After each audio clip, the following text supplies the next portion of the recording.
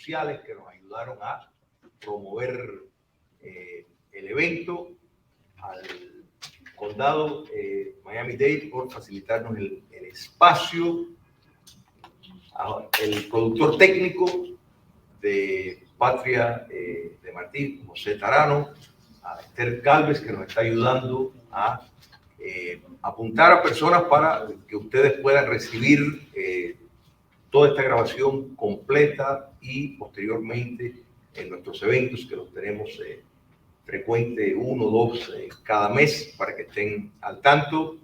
Y gracias a Robert Santana, que nos está ayudando en la filmación del evento. Y sobre todo, gracias a Dios por hacerlo todo posible. Tenemos esta noche un panel de lujo en tratar de llegar no solo a conclusiones, sino a ayudarnos a entender mejor la situación, que en mi apreciación es bastante grave. Contamos con Sammy Eppel. Sammy es activista de derechos humanos, analista político, y estoy abreviando en las calificaciones de todas estas personas. Yo les pido que si ellos, pues, por supuesto, quieren añadir algo para dónde lo pueden encontrar o algo que quieren anunciar, por favor que lo hagan. Así me hace el trabajo muy más fácil.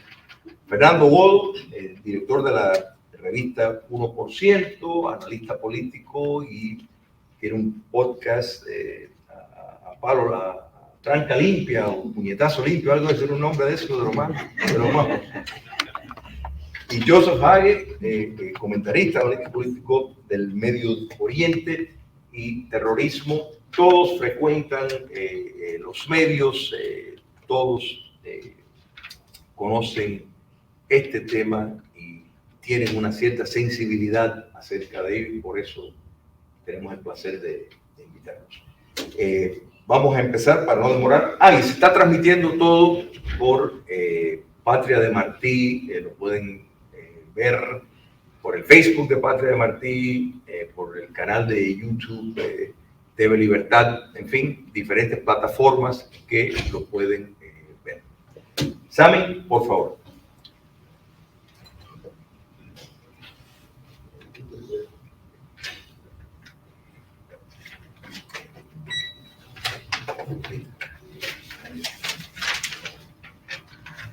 Gracias, Julio, por la invitación. Gracias a todos por venir, a los compañeros de panel y al FBI, que posiblemente alguien esté presente aquí del FBI. Entonces, también les doy la bienvenida. Miren, en abril pasado se corrió el Maratón de Londres, donde un hombre de 1,90 m, musculoso, se registró como mujer y le ganó a 14,000 mujeres. El mismo individuo corrió el Maratón de Nueva York 5 meses antes y se había inscrito como un hombre. Llegó en el puesto 20 y tantos mil. Ustedes dirán, bueno, ¿qué tiene esto que ver con el tema del FBI y las elecciones? Bueno, ya lo vamos a ver. Unos minutos para explicarse. Luego de la Segunda Guerra Mundial, la mitad del planeta estaba bajo el dominio comunista. Y el comunismo asumió que con la estrategia de la lucha de clases, la violencia por vía de revoluciones, guerrillas, etc., la otra mitad se rendiría. Tuvieron ciertos éxitos, si lo sabíamos nosotros, los latinos. Pero en general no funcionó. Cae la Unión Soviética y China se vuelve capitalista. Y entonces, bajo el auspicio de Fidel Castro y Lula da Silva, se convoca a las viudas y huérfanos de Stalin al Foro de Sao Paulo. para diseñar una nueva versión de la lucha de clases con un plan a largo plazo para destruir las sociedades democráticas desde adentro. ¿Y cómo se hace eso? Bien, veamos. Una sociedad, una cultura, una civilización, una democracia está basada en principios éticos, morales, religiosos y familiares. Y para que estos principios funcionen, hacen falta instituciones. Muchas instituciones de la sociedad. Pero la más importante de todas las instituciones, a mi entender, es la justicia. La justicia no es solo un concepto o un enunciado ideológico, no. Es una institución práctica con amplísimas ramificaciones y funciones de todo tipo. Elecciones, leyes, vigilancia de cumplimiento, cárceles, todo lo que se nos pueda ocurrir a nosotros y que ocurre cada día tiene que ver con la justicia. Hasta la pobreza tiene que ver con la justicia.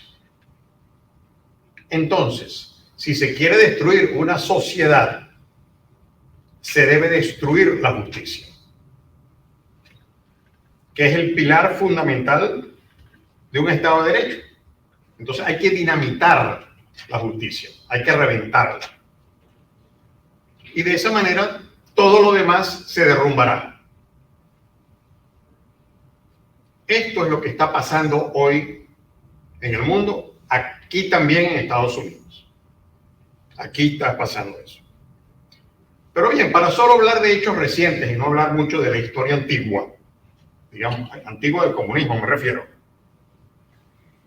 En el año 2010, y ya para entrar en el tema un poco del FBI, en el año 2016, el subdirector de contrainteligencia del FBI, Peter Strzok, se intercambia mensajes con su amante Lisa Page, también empleada del FBI. Uno de esos mensajes dicen, cuando ella le pregunta que qué va a pasar si Trump gana, él le contesta, no permitiremos que Trump gane. Ahora, ¿quiénes son ellos? ¿Quiénes somos? No permitiremos. Él es empleado del FBI, subdirector de una de las divisiones más importantes, 22 años de experiencia, particularmente en Rusia. Muy interesante. Gana Trump y comienza la cacería. Rusia, Rusia, Rusia, Rusia. Todo lo que escuchábamos durante años era Rusia. Y también comienza Robert Mueller. Como experto en Rusia, a Strzok lo meten en la comisión de Robert Mueller. Como experto en Rusia, porque todo tenía que ver con Rusia. Cuando se descubren sus mensajes, que eran mensajes, digamos, fascinerosos, mensajes para tratar de derrumbar un gobierno prácticamente o destruir a un presidente, Mueller lo despide y el FBI también lo despide. ¿Y qué le pasa a este hombre que supuestamente había cometido tremendo delito?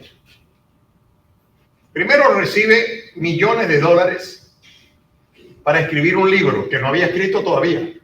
Eso fue como su premio de salida. Y al igual que muchas otras personas en esa condición, recibe ofertas de trabajo muy lucrativas. Hoy en día Peter Strzok es profesor titular de política internacional en la Universidad de Georgetown en Washington. ¿Qué tal? Y todo lo de Rusia era falso. Lo sabemos ahora más que nunca apenas en estos días en el Congreso han habido las interpelaciones que han habido que han sido impresionantes. dentro de todo esto llegan las elecciones del 2020.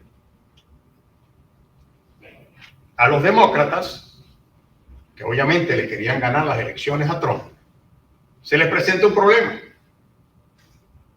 ¿Cómo hacer? Y viene el FBI al rescate. ¿Cómo?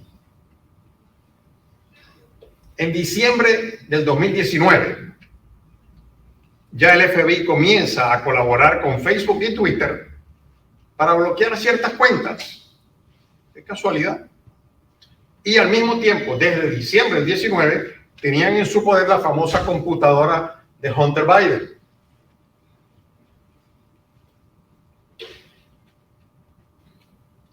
En el primer debate entre Trump y Biden, la primera semana de octubre del 2020, Trump habla y por primera vez la gente sabe que hay una computadora.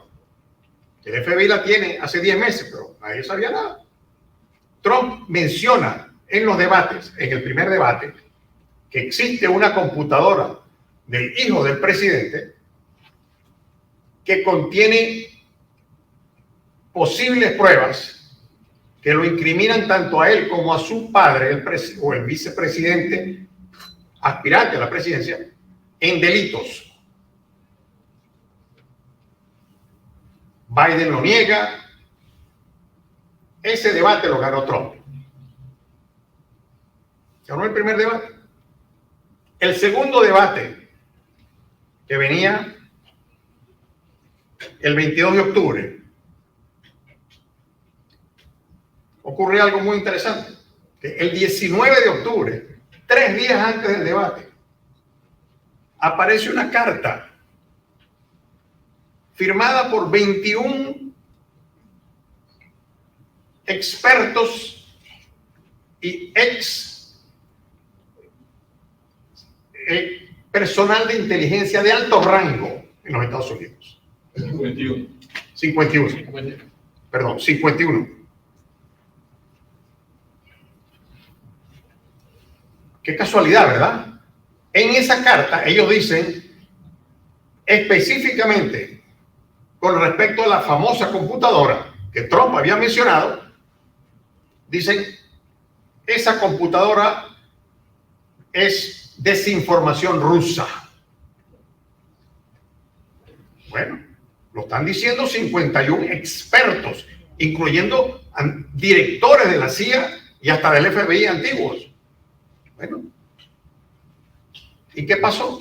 En el debate, Biden sacó la carta y dijo, aquí está, lo que están diciendo de mi hijo y de mí es mentira. Y él ganó ese debate y ganó la elección.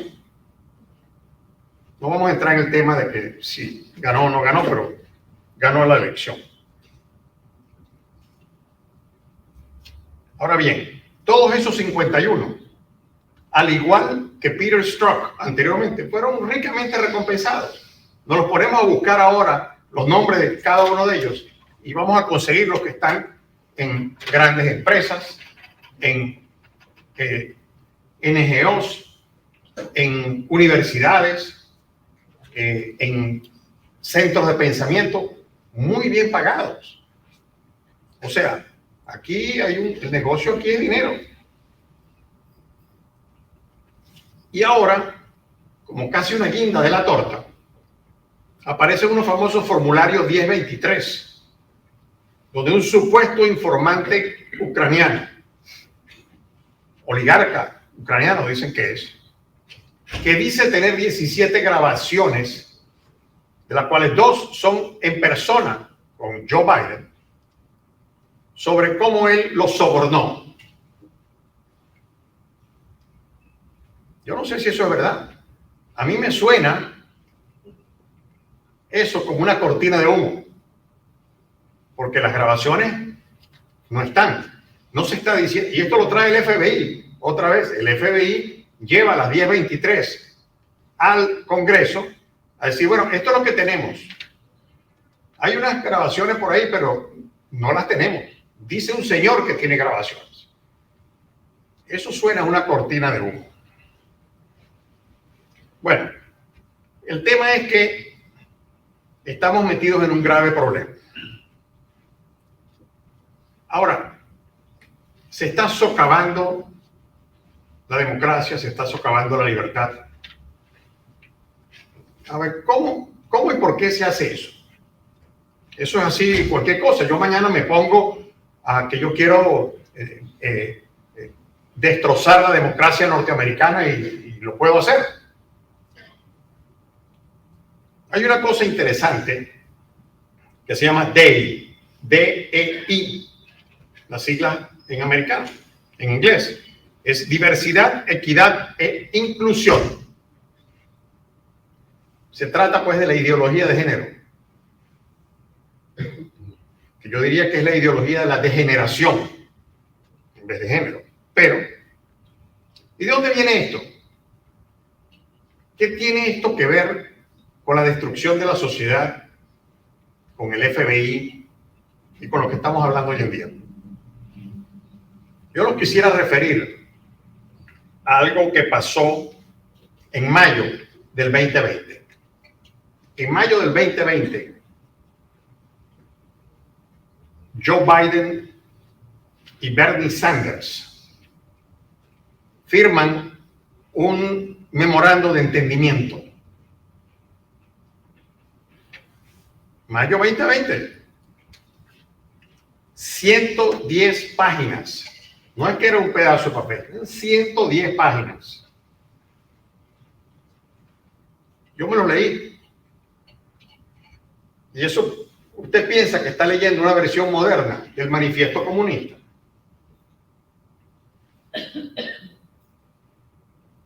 En ese manifiesto, bueno, no es un manifiesto, porque se llama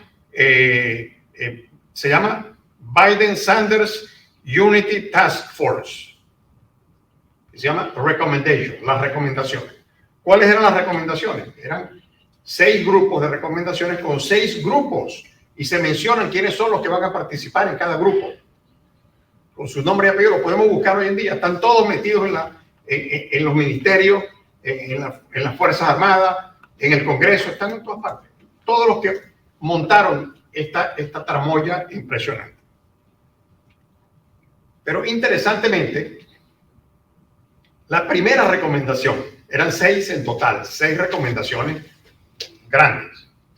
La primera era la reforma judicial. La reforma judicial. Lo ponen por escrito. ¿Cómo se va a reformar el sistema judicial americano? El sistema judicial americano, como ya lo dijimos al principio, la justicia no es solamente un concepto, es una cosa amplísima. Y en este documento se explica cómo se va a derrumbar el sistema judicial americano y obviamente implantar un nuevo sistema.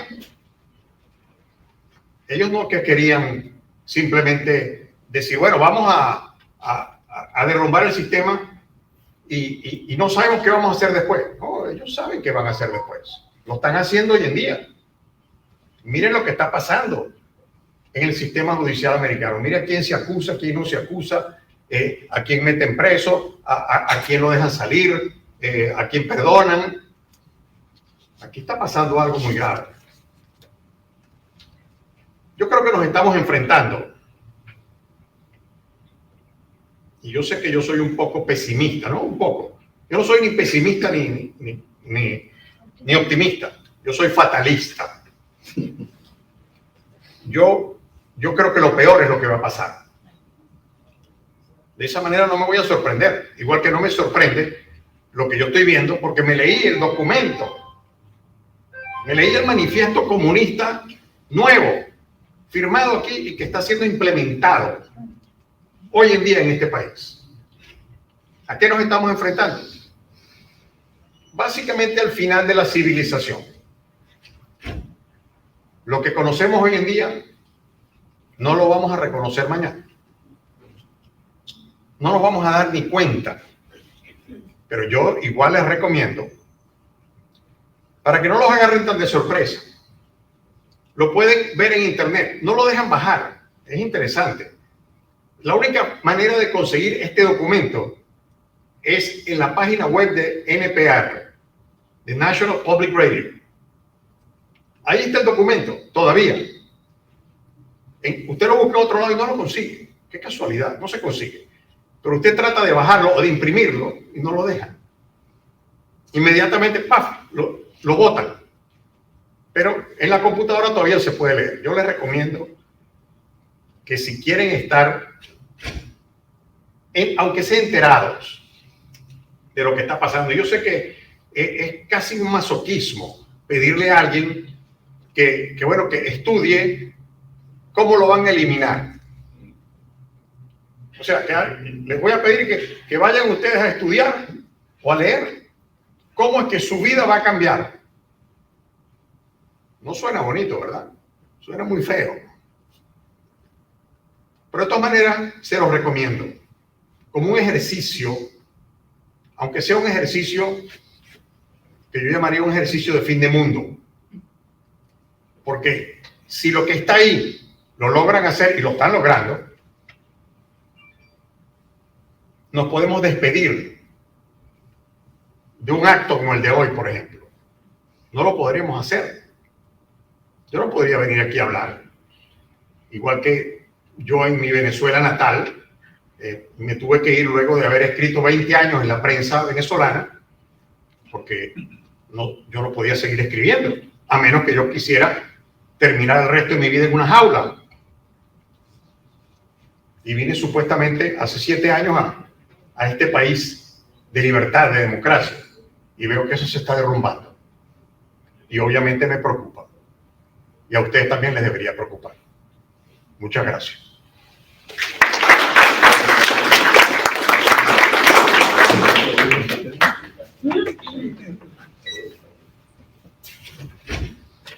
Yo ayer no dormí muy bien y esta noche no sé si voy a dormir. Espero que los otros dos pues, nos den un poco de optimista, pero la realidad es que mi amigo Sammy Epala ha descrito radiográficamente el problema. O sea, formidable. La legalidad del socialismo, tanto el nacionalsocialismo como el marxismo, siempre operó dentro de una legalidad. O sea, el holocausto fue legal. Los crímenes que cometió Mao, Lenin, Stalin, fueron legales. O sea, siguieron la legalidad. Quiere decir que, desde un punto de vista moral, es letra muerte. La operación Hurricane Crossfire fue totalmente, o sea, una operación de inteligencia que esto, si lo leemos en una novela, podemos hasta pensar que se le fue la mano, la verdad, que exageró demasiado, y más con no solo la impunidad, sino son premiados, como saben bien, o sea, suben en escala dentro de ese leviatán que existe, pues son condecorados, etcétera. Pero es interesante y me alegro mucho, sabe, que hayas empezado con lo del comunismo y haya estado esta transición, porque absolutamente todo lo que está ocurriendo, estamos hablando de la justicia, está contemplado en la teoría crítica legal de Derek Bell, que fue el mentor de Barack Obama en Harvard. O sea, que esto parte de la teoría crítica del Colegio de Frankfurt, que abraza las nociones de Antonio Gramsci, de George Lukács, de, en efecto, buscar un cambio sistémico. Entonces, pues lo estamos viendo ese desmantelamiento con los diferentes nombres.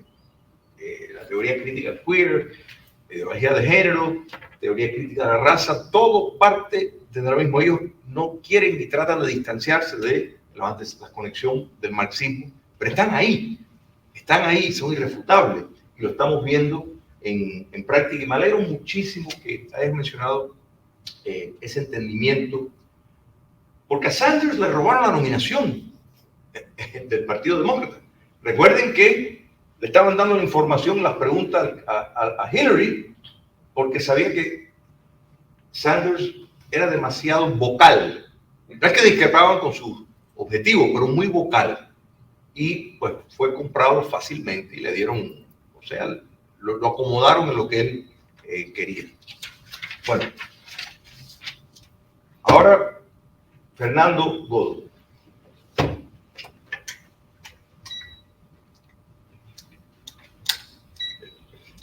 Murieron la guillotina. La guillotina. No, pero esto fue pero ¿qué pasó aquí con tu vida? Qué barbaridad. Esto es como diría una guajirada. Ahí está.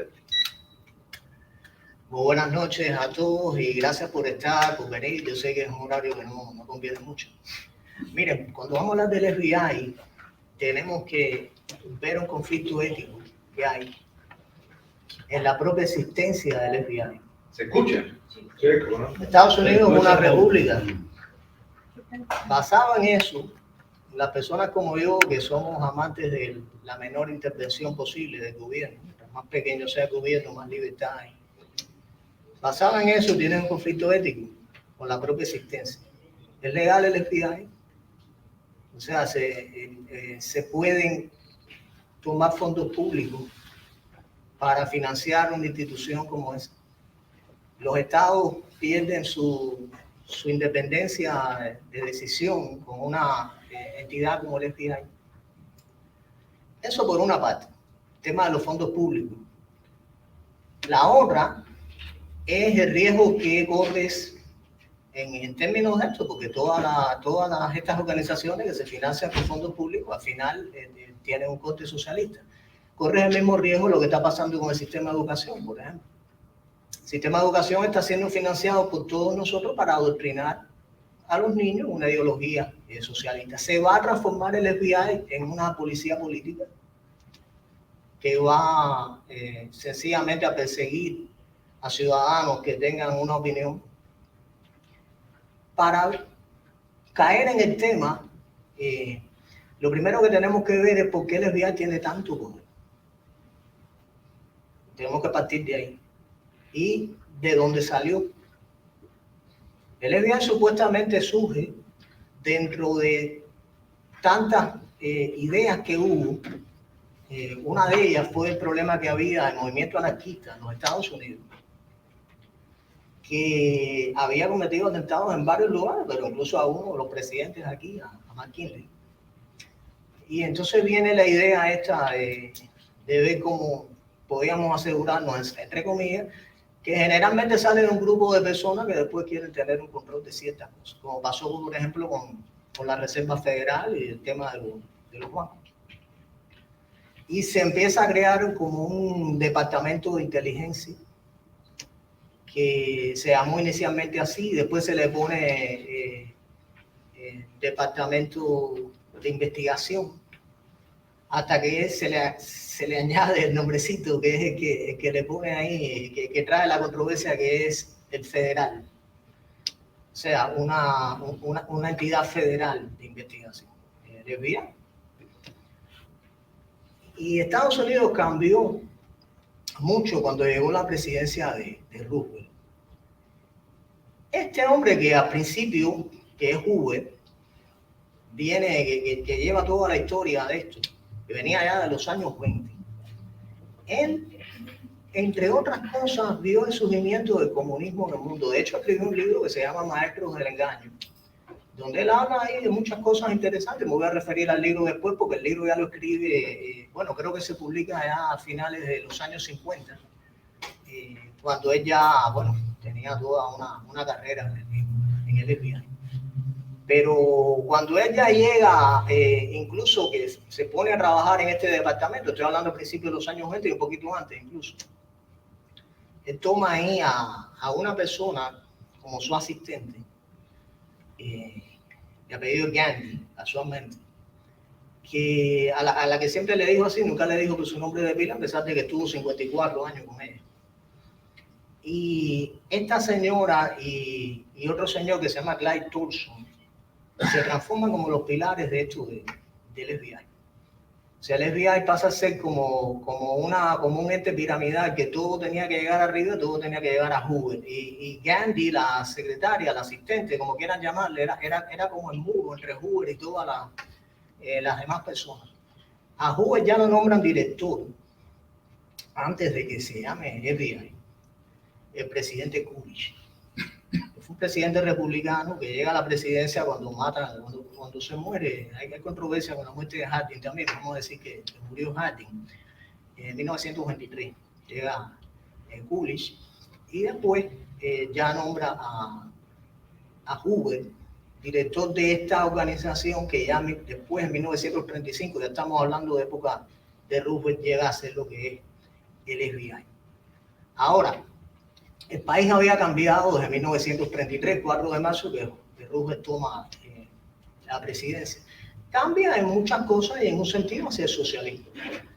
Y hay que ver que en los años 30 estaba esta moda de admirar al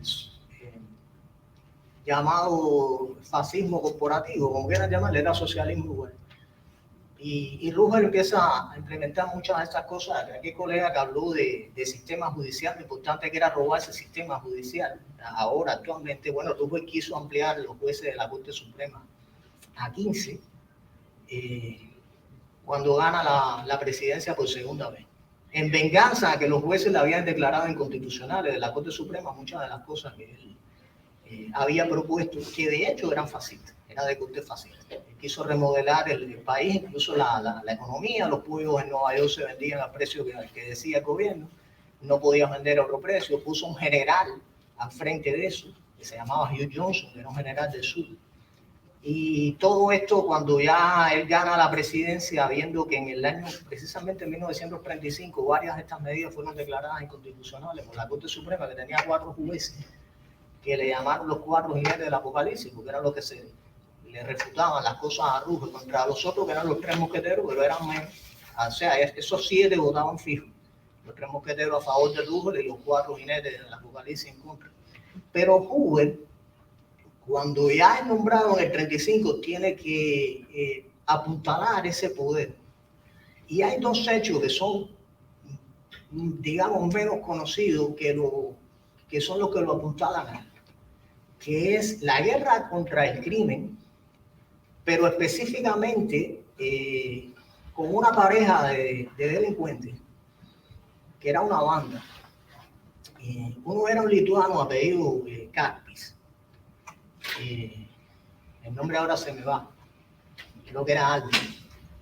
Y tenía una banda que hay por cierto, una famosa canción de los Money que se llama Matt Baker, que es la madre de los Barker, estos que eran la parte de esta banda. Entonces, en el año 35, él utiliza la prensa, que en aquel momento había bastante libertad de prensa en los Estados Unidos, las cosas se deciden, y hace una redada aquí, por cierto, fue en Ocala, donde matan a esta señora, a la famosa Matt Baker, con uno de los hijos. Y la prensa presenta como que ella era una asesina, una bandida, o sea, porque tenían que justificar de alguna manera que le habían caído a tiro en una casa aquí en Ocala, una señora que tenía cerca de 60 años, con el hijo que sí era un delincuente. Y Hoover presenta eso como un gran triunfo.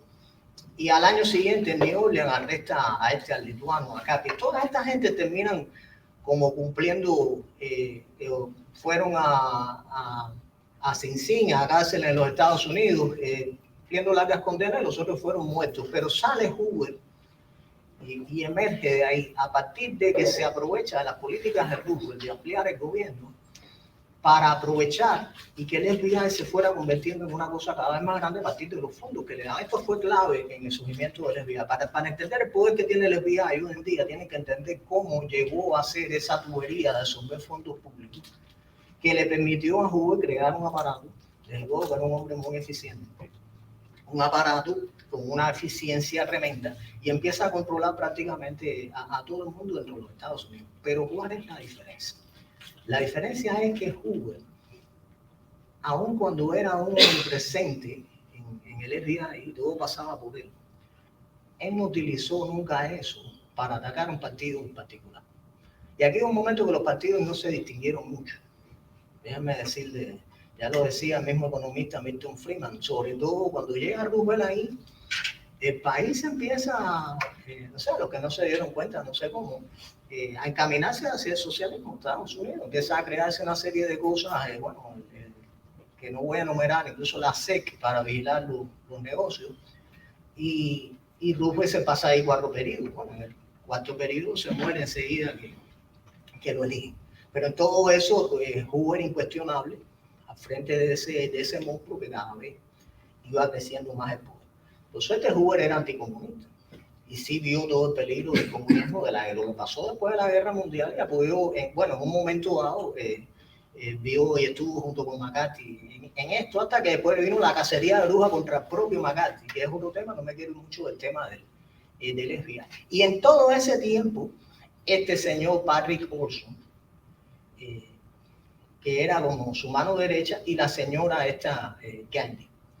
Por cierto, cuando la fue a contratar a ella, allá por los años, ella estuvo de 54 años con él, al lado de él. Él estuvo 48 años al frente de lo que es la organización, porque ellos venían de antes. Y cuando la fueron a contratar a ella, él le preguntó, ¿usted tiene planes de casarse ahora? Ella era muy jovencita, ella le dijo que no. Estamos hablando antes de 1920. Ni él ni ella se casaron nunca. Ni el otro tampoco, el Torson. Y bueno, ahora al día de hoy se habla de que Hoover, a pesar de que tenía un expediente grandísimo contra los homosexuales y todas estas cosas, en realidad él tenía una relación homosexual. Entonces forma parte de los cuestionamientos. Pero lo cierto es que Hoover se transformó en un personaje que no se podía tocar. Y ya cuando llega Kennedy, y sobre todo el Robert Kennedy, el fiscal, que es superior del director del FBI en Estados Unidos, pues le quiere poner un teléfono a Hoover, quiere limitarle ese poder. Hoover como que tiene un enfrentamiento con él. Pero volviendo al tema y al hilo de la cuestión, el FBI se fue transformando en un monstruo, pero no se utilizó como una agenda política contra un partido determinado. Y decía esto porque incluso el presidente Eisenhower, que es un presidente republicano, era un protegido de Franklin Delano Roosevelt. Se postuló por el partido republicano. El republicano tenía muy poco, incluso fue bastante responsable de la llegada de Fidel Castro en Cuba, cosa que se habla menos. Junto con John Foster Dulles, que era secretario de Estado de Eisenhower, y Allen Dulles, el hermano, que era el director de la CIA. Esos 3 fueron bastante influyentes en que llegara Fidel Castro al poder, sino determinantes. Y no había diferencia entre el Partido Republicano y el Demócrata. En eso, la parte de la República de Estados Unidos, el entendimiento de los fondos públicos, todo eso, bueno, estaba un poco a un segundo plano. Pero aún así, seguía Hoover omnipresente ahí en ese FBI, hasta el 1 de mayo del año 72, en que muere Hoover de una manera un poco rara también. En mayo. Y en junio está el caso de Watergate. Fíjense qué coincidencia, vamos a llamarle así. Y el mismo Nixon, que era el presidente, nombra a un señor Patrick Gray de sustituto, de momento del FBI, una organización que había dirigido un solo hombre por más de 50 años. Todo el FBI se tenía que llegar a manos de Hoover. Por eso tenía tanto control. Y este hombre que ponen, se dice que destruye algunos documentos. Déjenme decirle que quien destruyó documentos fue la secretaria de Hoover también. Pero ¿qué tipo? Hoover ya estaba, se sabía que tenía ciertos temores, o de que lo fueran a destituir o que le fuera a pasar algo.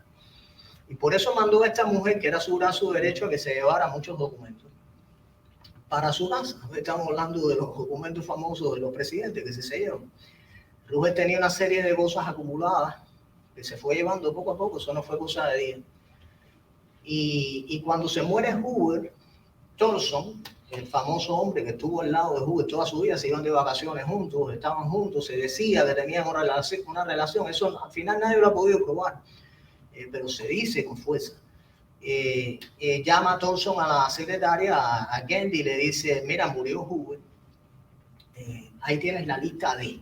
La lista D de los documentos que habían que destruir, que Hoover había dado órdenes de destruir, que de hecho borran gran parte de la historia de los Estados Unidos, porque ahí había Para que tengan una idea, se dice que se demoró 3 días esta mujer en destruir los documentos. Inmediatamente ella renuncia, después de estar ahí 48 años en el FBI, 54 con Hoover, y no quiere dar declaraciones, ni habló nunca sobre estos temas hasta que murió, con más de 90 años. Se llevó todos esos secretos ahí. El otro, Thompson, 2 años y pico después, también muere. Está enterrado bastante cerca de Hoover, por cierto, y heredó las propiedades de Hoover. ¿Qué pasa cuando esto pasa? Vamos a redundar ahí. El FBI deja de ser esa cosa que fue, en el sentido de que la información empezó a delegarse, pero por supuesto, partiendo del poder que eso tenía, había que controlarlo, las élites, lo que se llama el establishment, el estado profundo, como ustedes le quieran llamar. Se dan cuenta que tienen un instrumento tremendo que el único obstáculo que había realmente desapareció, porque con Hoover había que contar para todo y con sus ideas. Ya le dije la opinión de Hoover de los comunistas. Los que no han visto el libro ese se lo recomiendo, Maestros del Engaño, Masters of Deceit se llama. Y viene ese cambio. Ahí habría que seguir hablando de la historia, no me quiero meter en eso. Y, o sea, quiero hacer breve porque ya me queda poco tiempo, pero llegamos al momento actual en que estamos en el famoso conflicto del FBI utilizándose como policía política en los Estados Unidos. Déjenme decirles que ya había una policía política en los Estados Unidos, que es el IRS, que se dedica a perseguir a los ciudadanos también, a robarles dinero. Esta es la segunda policía política, más ya con nombre, porque tiene que ver precisamente con la policía, la otra no. Aunque sí lo hace. Y viene esta parte del señor Mueller, que entra al FBI en el 2001 hasta el 2013. Pues después se habló mucho de Comey, que también se plegó a toda esta gente. Y es un hombre puesto ahí por Bush. Y la familia Bush se sabe que también pertenece a toda la élite y al establishment. Entonces, eso era un hombre que ellos tenían como bien para ese puesto, que es el que se encarga después de hacerle la vida un yogur a Trump y investigarlo y todo esto. Volvemos a la pregunta. Éticamente, el FBI, en las condiciones que tiene el país ahora, debe existir. De la misma manera que es una pregunta que yo hago y he dicho varias veces, también debe existir la escuela pública. Pues las personas me dicen, no, pero la escuela no cuesta. No, sí la cuesta porque todo el mundo paga impuestos aquí y le pagan el salario al superintendente que gana $30,000. El problema es que debe ser el gobierno intermediario entre los ciudadanos y las escuelas públicas. Porque si viene cualquiera y te dice, mira, dame acá un dinero que yo voy a pagar la escuela de tu hijo todos los meses. Y tú le dices, no, mi hijo la pago yo. Dice, bueno, pero cuando viene el gobierno y te lo hace, tú lo aceptas. El gobierno no lo ves mal. Y esa es la famosa ley de Bastiat, de cuando una ley es corrupta y cuando no. Una ley es corrupta es cuando tú ves a un intermediario, si lo sustituyes por un individuo, lo ves como un delito, es igual a un delito si lo hace el gobierno. Lo que pasa es que si lo hace el gobierno es una ley. Entonces, el tema del FBI, en las condiciones de la división que tiene el país en este momento, que hay una división de opiniones. Yo mismo fui a un debate y por la mañana había un demócrata que veía muy bien todo lo que hacía Biden. Y decía que la economía, yo le pregunté, ¿cómo usted estaba mejor hace 3 años ahora? Y me dijo, no, yo ahora. Partiendo de esa diversidad de opinión que parte de individuos que tienen el cerebro lavado o no, instituciones como esta están condenadas a desaparecer. Como esta, como la escuela pública, porque si al final vamos a estar pagando impuestos para que esas instituciones, con tu mismo dinero, se reviertan contra ti, contra la libertad y contra la república. Entonces estamos llegando a un punto aquí de que algo tiene que pasar. Yo a lo mejor no soy tan fatalista como el caballero, pero aquí tiene que llegarse a una especie de un punto de no retorno. Y tiene que cambiar muchas cosas, porque si no, si vamos directo ahí. O sea, si estas cosas siguen funcionando, los muchachos de aquí a 10 o 15 años, la escuela pública va a ser una fábrica de represores y de muchachos que van a tener, que no van a tener idea de lo que son los Estados Unidos. Y si el FBI y otras instituciones que son públicas, como el IRS, que ya las mencioné, se ponen igual al servicio de una agenda, entonces no tienen diferencia con lo que había en Cuba con Fidel Castro, un régimen totalitario que lo controla todo, pero dentro de un Estado que te deja la propiedad privada en manos, después hace contigo lo que le da la gana, y eso se parece más al fascismo que a un socialismo puro tipo Cuba. El fascismo, muy habilidoso, la propiedad privada produce funciones, el gobierno después viene y te quita. Así que esa es la pregunta que yo les dejo, me quedan 20 segundos, le dejo a ustedes para que se cuestionen si desde el punto de vista ético primero, si el FBI como tal es legal desde el punto de vista de la Constitución, se puede coger fondos públicos para eso, y en segunda, si una institución como esa debe seguir existiendo en el momento que estamos viviendo y con la división que hay y el control que quiere tener el Estado sobre el ciudadano. Muchas gracias.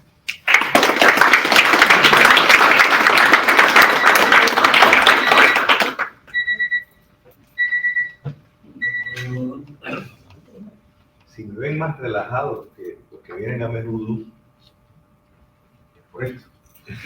Yo no tengo que hacer nada.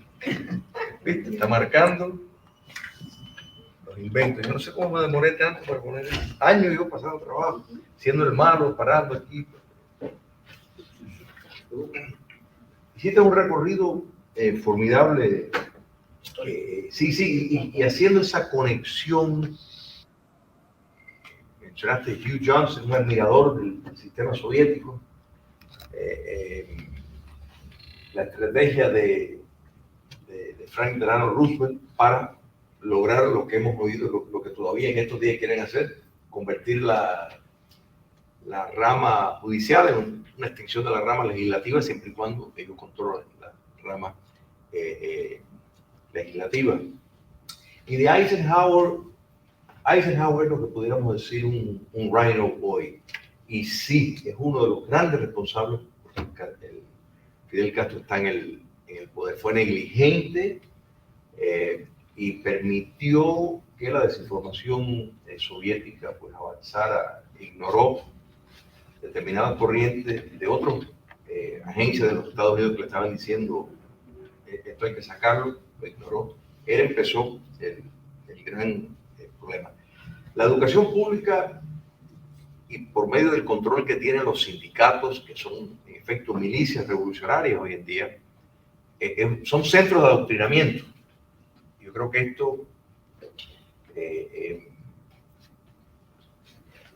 creo que el actual gobernador, por ejemplo, está tomando determinadas medidas. Yo creo que veo eso como la única forma de tal vez encontrarle a eso una salida, y la capacitación del Estado puede reprimir de tantas maneras. La agencia, por ejemplo, de la protección del ambiente, utiliza su poder de policía, o sea, no solo el FBI, para, en efecto, anular a alguien. Y qué casualidad que muchos de los víctimas, yo estoy todavía por ver a alguien de la izquierda radical que ha tenido un problema con una de estas agencias, o que le han metido una auditoría grande. Yo no lo conozco. Puede haber, yo no estoy diciendo que no existe, pero yo no lo conozco. O sea, son muy selectivos en cuanto a quién aplica los dientes de la ley. Joseph Hagen.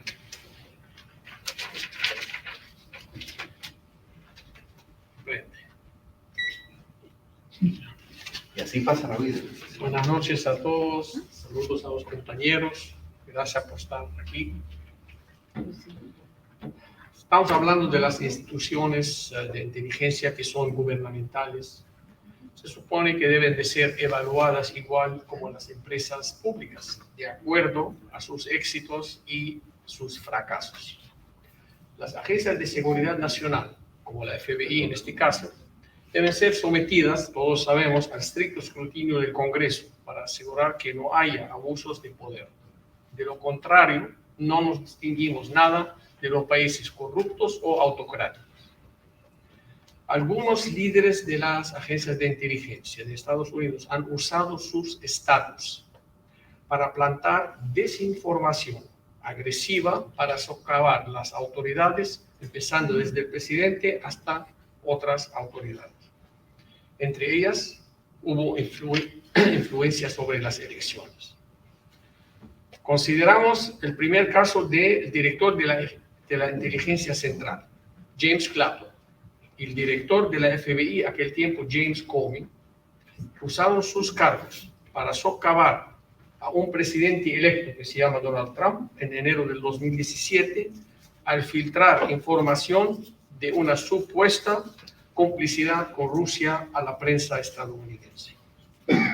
Abundan las quejas y las denuncias de la FBI. Un ejemplo, del 2021, la FBI recopiló datos de 3.4 millones de estadounidenses sin orden judicial. El 30% de estos 3.4 millones fueron entre ellos diciendo que fueron equivocación. El gobierno estadounidense, basándose sobre la primera enmienda, no debería estar ni siquiera cerca de una regulación de una enmienda protegida. El gobierno estadounidense no debería decidir qué discurso debe regularse y qué discurso no. Esto lo sabe muy bien.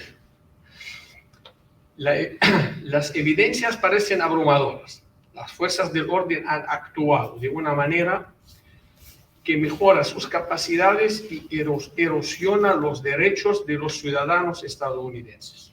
3 ejemplos incluyen el uso de la FBI, la sección 2015, donde la FBI puede obtener, sin orden judicial, de manera secreta, registros comerciales. El Tribunal de Vigilancia de Inteligencia Extranjera debe de emitir a la FBI y lo certifica, incluso cuando no haya hechos que lo respalden. Entonces pueden ellos pedirlo y lo autoriza la justicia. Otro ejemplo se usa, que es la Carta de Seguridad Nacional. Es otra falla en el sistema de seguridad.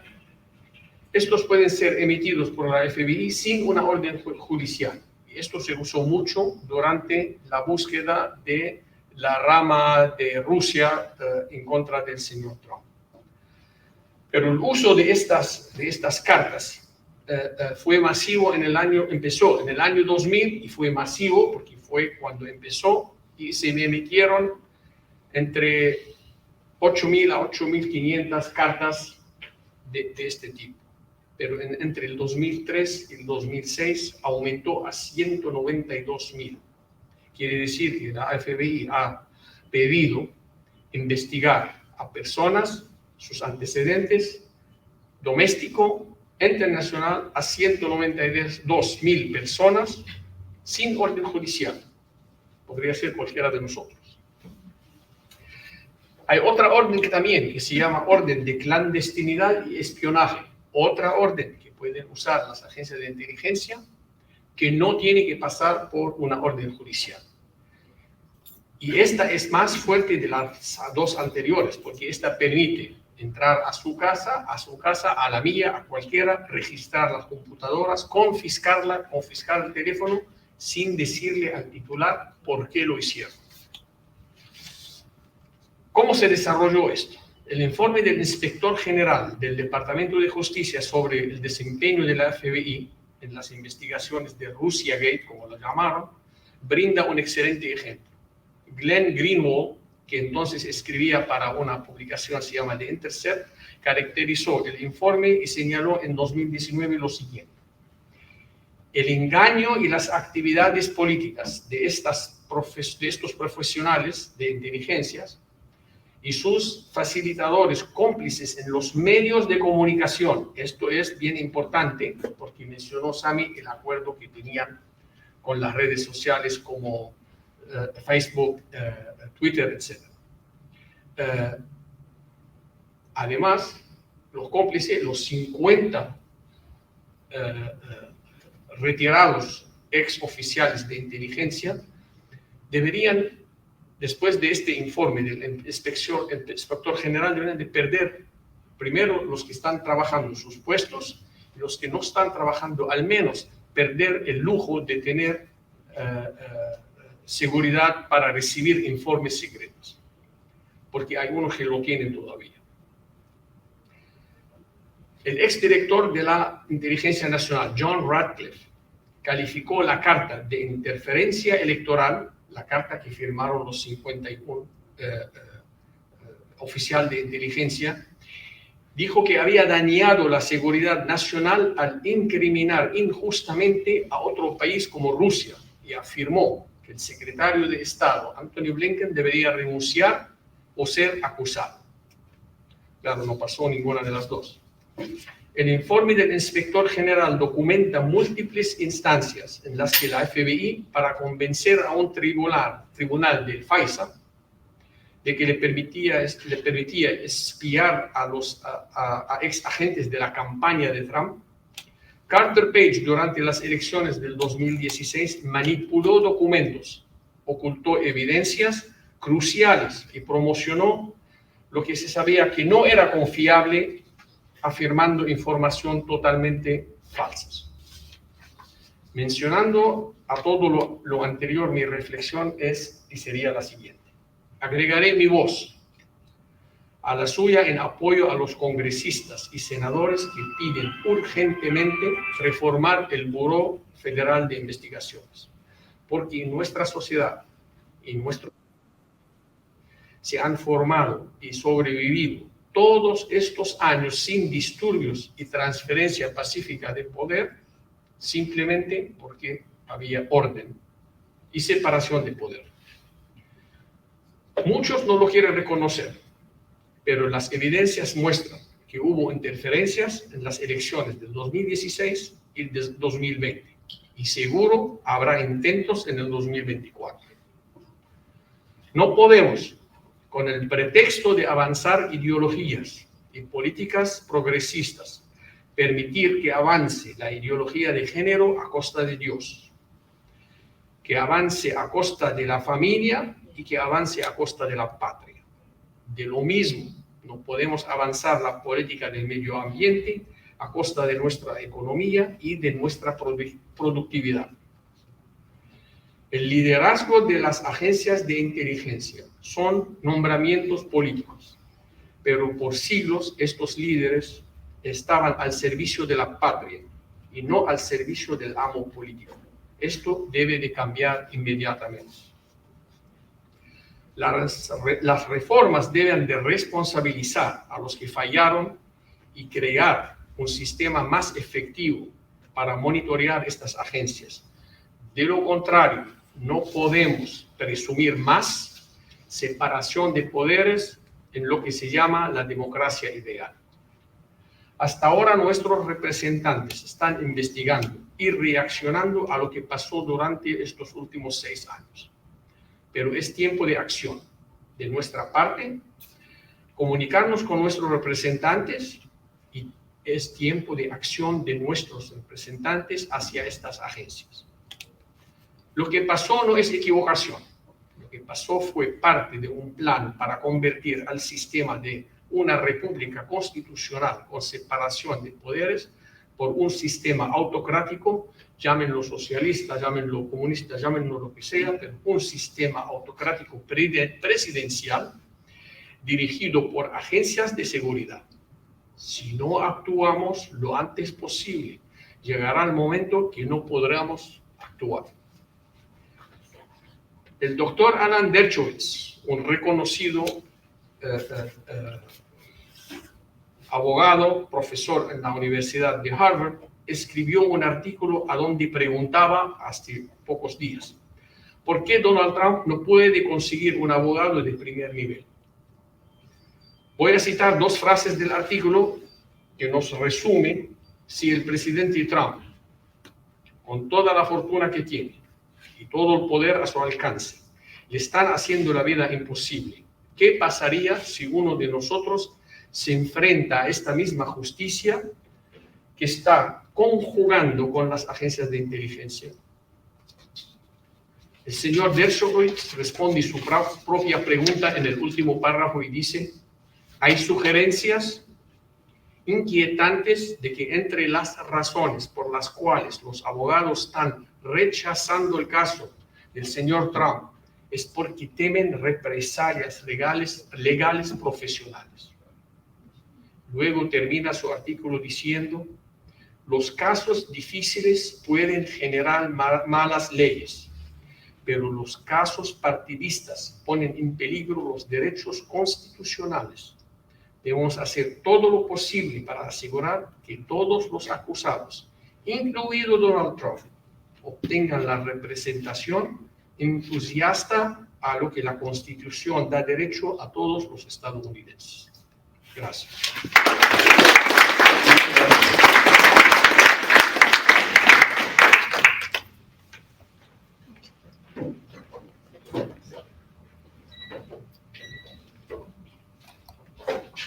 Antes de abrir la pregunta, solo, o sea, que siempre hago unos comentarios después de lo mencionado y esa afirmación del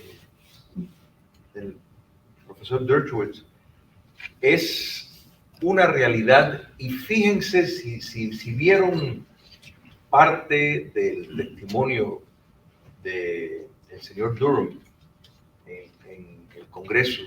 Había uno que parece una caricatura, con unos espejuelos redondos, no me acuerdo el nombre, que le dijo: tú vas a estar arruinado, tú, o sea, como diciendo, has metido la pata y vas a pagar un precio. Esta intimidación es exactamente lo que le pasa a tantos abogados que no quieren representar porque a una figura como Donald Trump, como Giuliani, como Roger Stone, etcétera, etcétera. O sea, operan como una especie de mafia. Tú te das cuenta que van y lo están en efecto extorsionando, diciendo que se van a arruinar, que van a hacer que pierdan sus clientes, contratos. Entonces muchos abogados se echan para atrás y tienen que coger representación de segunda clase, y casi todos terminan ellos también con retos legales, y amenaza de perder su licencia de ejercer la ley. Mira, esto lo estamos viendo, pero a tan gran escala, la injusticia con muchos de los que entraron y los que no entraron en el Capitolio del 6 de enero, están recibiendo condenas violentas y tienen nombre y apellido algunos de estos jueces. La jueza Amy Berman Jackson, que a Clinton le dio el visto bueno con documentos presidenciales y dijo literalmente que un presidente tiene discreción básicamente de decir lo que le da la gana con su documento. Esa misma señora es la que a la misma vez no solo emite un veredicto, sino se pone a dar una lección, un discurso en sus tribunales. Es una activista radical y está en el distrito, y los demócratas pues están jugando en enclaves geográficas donde saben que van a obtener, por medio de, como si fueran ser tribunales revolucionarios, un gran jurado que sí, la cabeza, pues. O sea, apelando a la emoción de las personas. Entonces, esto lo estamos viendo en los Estados Unidos. El título 4 de la Ley de Derechos Civiles se está utilizando para promover la ideología de género y la teoría crítica queer con el tema de los pronombres, utilizando la Ley de Derechos Civiles. Entonces tú dices, ¿cómo es posible? Por jueces como Amy Berman Jackson, que es solo una, entre otras. Sin embargo, ustedes han escuchado a los demócratas pues decir que la jueza que está a cargo en la Florida del caso de Trump, pues eso hay que ver si puede ser justo, porque ella fue puesta ahí por él. Entonces, sin embargo, para estos otros, porque hay que leer lo que escriben, te dicen, son muy severos con la ley, pero son muy justos, porque son justos. Nada más que miran de un ojo, del otro ojo no miran. Entonces, esto, mis amigos, es la realidad. Tal parece que no hay que hay una plena impunidad. La corte falla, mienten en la información, nadie va preso. 51 oficiales de inteligencia mienten descaradamente. Muchos de ellos tienen que verificar antes tienen que recibir la aprobación de un superior para emitir una declaración de ese tipo. ¿Cómo es que nadie está preso? ¿Cómo es que nadie está enfrentando cargos? Entonces, este es el mundo en que estamos viviendo. Bueno, vamos ahora a tomar las preguntas. Mientras más rápido se pueda, más tiempo. Tenemos 45 minutos. Frank. Bueno, más que una pregunta, un comentario. La cosa está bien mala, sin duda alguna. Yo he escrito 29 libros y 500 artículos, y lo he dicho ya. Pero tenemos el rank and file del FBI, que son patriotas. De ahí han salido 14 acusadores. De ahí han dicho que el FBI está espiando católicos que van a misas en latín, porque son terroristas. O sea, no está totalmente perdido. La Cámara de Representantes tiene el poder de quitarle dinero al FBI o reestructurar al FBI, abolir la oficina de Washington, que no están todos los delincuentes, y reestructurar al FBI y decir que ahora están a cargo de los attorney general de los 50 estados, o quitarle dinero. O sea, no estamos, también no hay policía federal. La policía, Biden no puede decirle a los policías de Miami qué hacer, porque tenemos un sistema federal. Y el propio gobernador creó una milicia de la Florida con $100 millones, que no responde a Biden tampoco. Y eso es lo que hay que hacer. Los estados que están dominados por republicanos tienen que prepararse para parar de tener el comunismo. Por ejemplo, nuestro gobernador pasó una ley que aquí en la Florida no se va a usar moneda digital, que es lo que está empujando el Foro Mundial Económico, para esclavizarnos a todos. Y 4 estados también dijeron que tampoco se iba a usar eso en esos estados, y a imprimir dinero de los estados respaldados por oro. O sea, si todavía podemos mantener una federación, que no venga ahora y acabe con la Constitución, todavía podemos seguir luchando. Está bien fea la cosa, porque todas las grandes corporaciones están en el nuevo orden mundial, China comunista las dirige, están los grandes bancos, los megabancos están ahí, y cuando tú ves todo eso, dices, bueno, ya se destruyó todo, pero todavía podemos funcionar. Y hay 400 millones de armas en milicias que no quieren ser comunistas. Y mientras mantengamos esas milicias con esas armas, todavía tenemos esperanza. Para que no se suiciden cuando salgan aquí. Ahora puedo dormirme más tarde. No, pero es verdad, el sistema federal, sin duda, gracias a Dios, es lo que ha evitado de que todos estuvieran aquí. Y también yo no estuviera aquí ahora hablándole de esto, porque ya me hubieran sacado, ni ustedes. Así que eso nos ayuda a que el sistema funcione. ¿Alguien? ¿Silvio? Es una pregunta que posiblemente sea tonta, pero a veces, Ninguna pregunta es tonta. pero hay preguntas tontas muy interesantes. Para mí ha sido más bien un problema toda mi vida. ¿Qué cosa hay que luchar? ¿Por la defensa, por la ley o por la justicia? A ver, cada uno de ustedes, si quiere, conteste rápido. Miren, por ambas cosas. Por ambas cosas. Pero, como dijo Julio, él mencionó una cosa muy interesante que a lo mejor se nos pasó de alto. Es el EPA, el Environmental Protection Agency. Es una agencia federal, no es una agencia local, es federal. Está penetrada totalmente y absolutamente por la izquierda radical y utilizan su poder para amedrentar a la gente. Ellos tienen un sistema que se llama, no sé cómo lo diríamos en español, pero en inglés se llama sue and settle. O sea, demanda y arréglate. ¿Cómo funciona esto? Bueno, una manera de hacer leyes, de dictar leyes sin tener la facultad para hacerlo.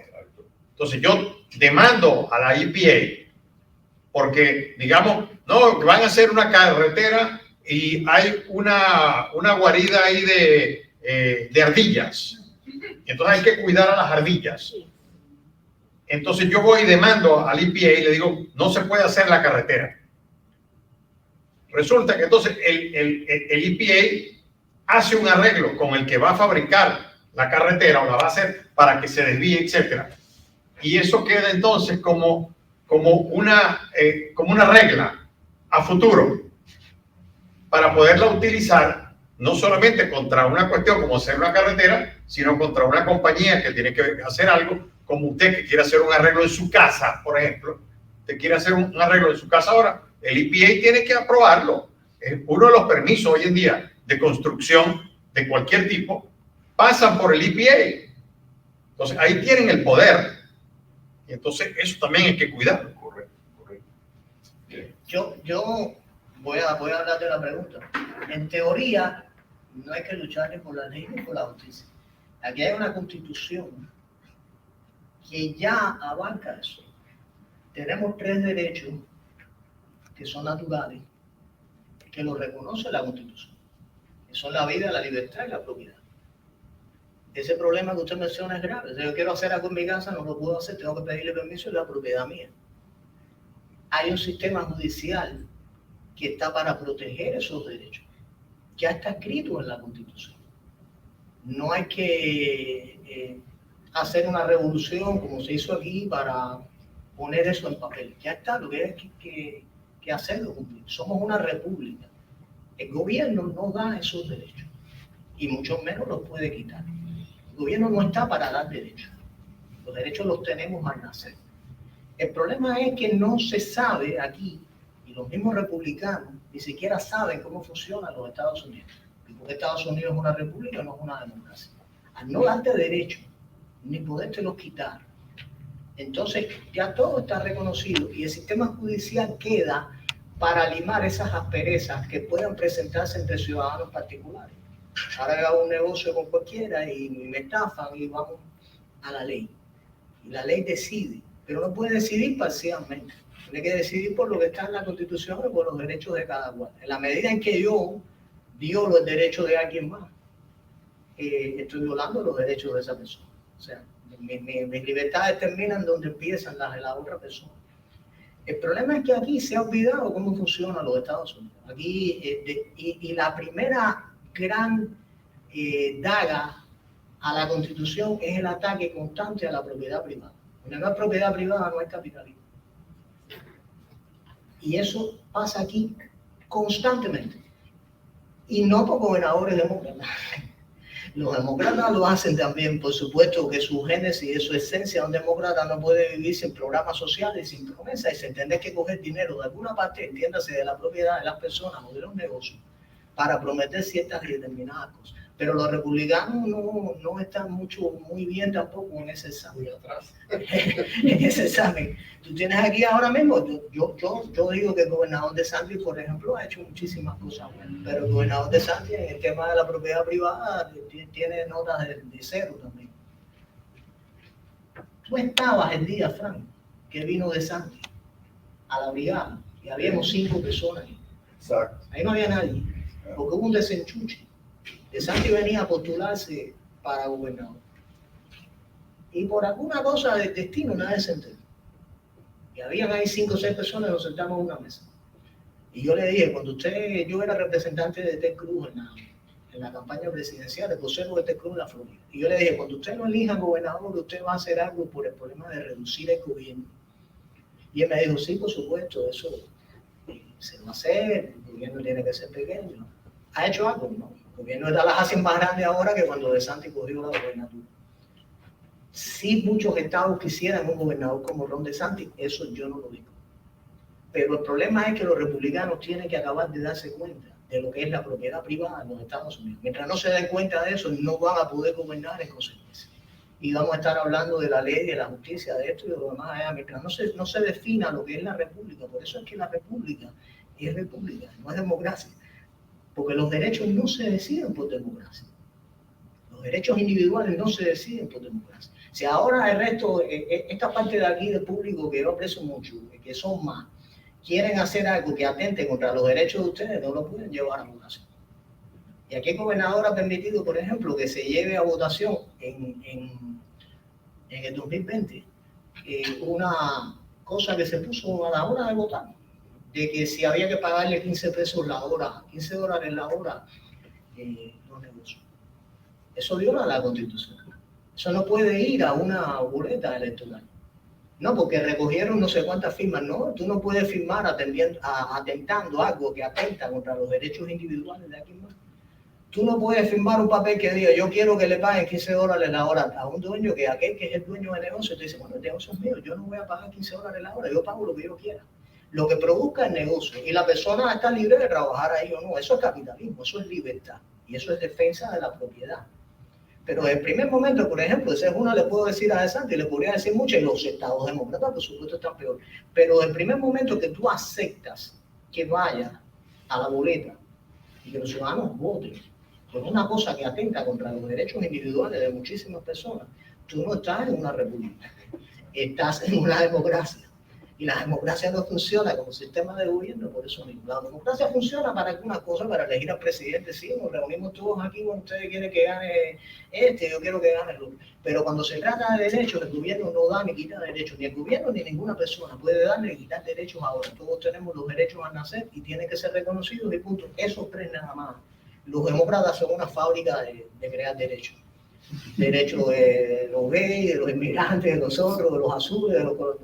Eso no, nadie da derechos. El gobierno no da derechos ni lo quita, por lo tanto no hay que luchar por ningún derecho. Todo eso que te dicen, no, los derechos LGTB, vamos a luchar por eso. No, aquí todo el mundo es igual. La Constitución nos dice que todos somos creados iguales, todos tenemos los mismos derechos. No tienes que luchar por ninguna minoría. Eso es socialismo y es la agenda de los demócratas. Pero los republicanos tienen que caer en el papel que les toca, que no lo hacen.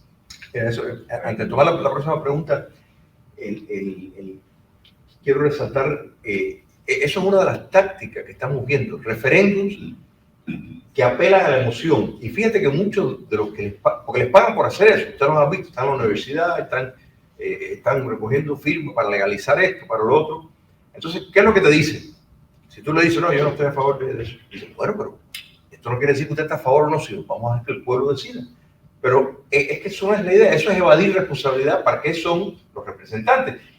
Lamentablemente muchos políticos prefieren así porque así no tienen ellos la responsabilidad. Dicen, no, esto no lo decidí yo. Pero eso realmente desnaturaliza el sistema de tener representantes y es una licencia para la demagogia y destruir el país porque la ciudadanía no está preparada. Yo no puedo, determinadas cosas, si me hablan de carros, yo no estoy capacitado para eso.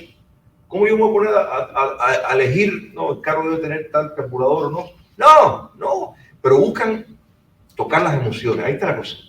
La emoción para entonces, sí, cómo no, sí, vamos a pagarle tanto, sí, se merecen eso, vamos a darle tanto, se merecen, cómo no, se merece esto. Sin entender la repercusión que eso va a tener, o sea, es destruir el sistema de libertad. Bueno, a ver, caballero, usted tiene otra pregunta. ¿Cuál es la gran diferencia en una democracia y una república? Esa misma que te dije, los derechos no se deciden por democracia.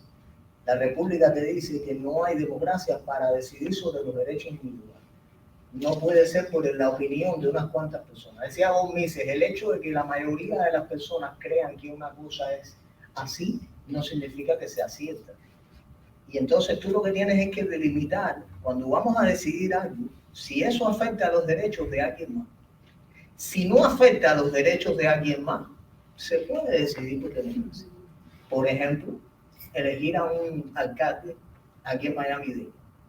Cuando vayamos a elegir al alcalde, el hecho simple de tú votar no afecta a los derechos de nadie. Porque lo que importa es lo que haga ese alcalde después que tú elijas. Ese es un ejemplo en que la democracia se puede utilizar.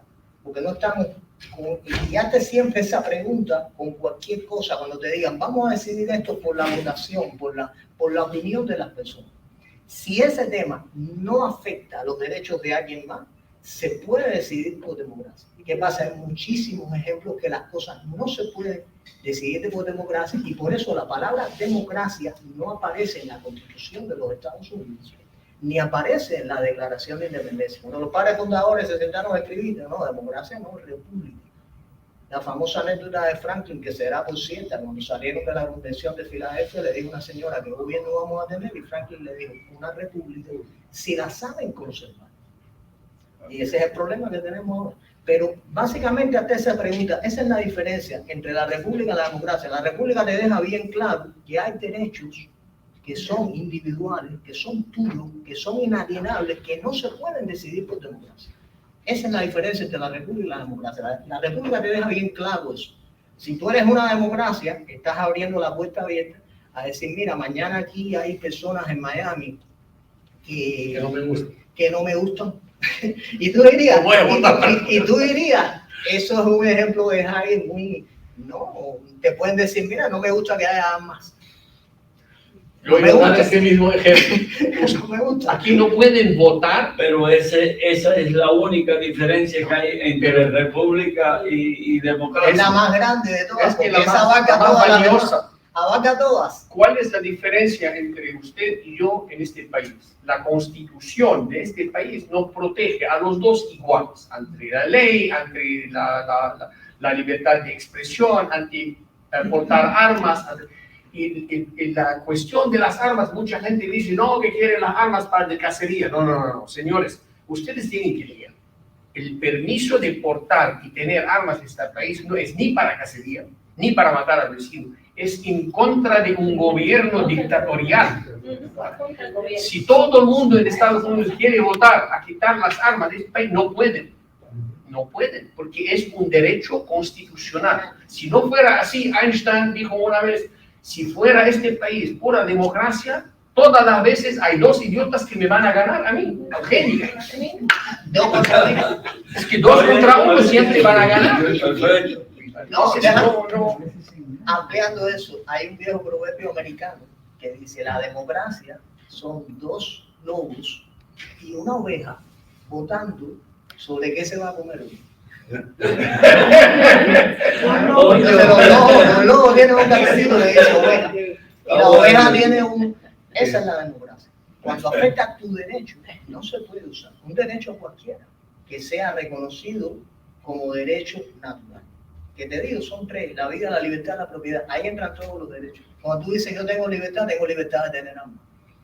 Todos los tres derechos, eso abarcan y tienen en sí todos los demás derechos. Y no se puede violar. Entonces, el asunto de tener armas es solamente para prevenir que se infiltre el gobierno con un gobierno corrupto o un gobierno que no se disparatado. despierta mañana un presidente y dice quitemos las armas a todos los ciudadanos, como pasó en Cuba, Venezuela, Rusia, Alemania, bueno, todos.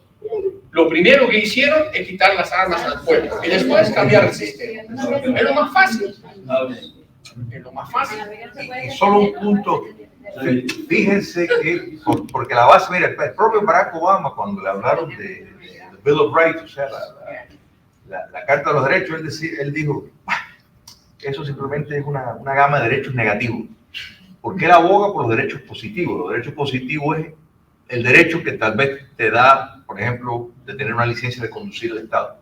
Ese es un derecho positivo. Un derecho natural quiere decir que un Estado no puede interferir porque no te dio ese derecho. Te lo dio Dios, es un derecho inalienable, un derecho preeminente. Entonces, normalmente las dictaduras, particularmente las socialistas, de nuevo, sea fascista o sea marxista, pues buscan los derechos que ellos dicen que ellos te dan. Fíjate, derecho de salud. Fíjate que el concepto de los derechos humanos se ha desprestigiado. Los de primera generación abogan por el derecho, lo que es realmente un derecho humano, el derecho a la libertad, el derecho de expresión. Pero ya, ¿por qué tanto los comunistas cubanos, los chinos, buscan hablar de derechos sociales? No, tienes el derecho a papel de inodoro, tienes derecho a esto, porque de esta forma ellos son los que te van a dar ese derecho, les viene natural. Y Barack Obama, o sea, constantemente, si buscan sus expresiones, que sí es un ideólogo y sí entiende bien lo que es este país y va en contra de él. O sea, que es una cuestión muy organizada. Sabe muy bien Y es verdad, los republicanos a veces, los de derecha no entienden bien el enemigo ni entienden lo que tienen. Sin embargo, los enemigos sí lo entienden y sí, por eso están conspirando de manera tan efectiva. Y por eso todas estas cosas que se hablan y después se pasan es tan importante. Mira, el famoso caso de Roe versus Wade, del aborto, que pasó en los años 70. La misma juez, paz descanse, Bader Ginsburg, dijo una vez, si cualquier acusación en contra de Roe versus Wade llega a la Suprema Corte de Justicia, no pasa, va a caer. ¿Por qué? Porque fue una equivocación, porque constitucionalmente no hay un derecho a aborto.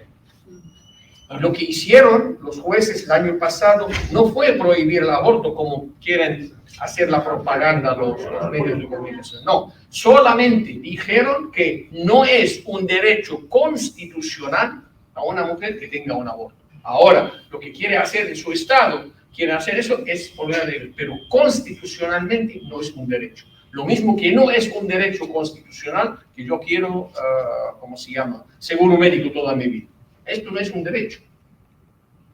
Entonces, ahí viene la diferencia entre lo que es un derecho, entonces no es un derecho constitucional. Es un derecho constitucional tener armas.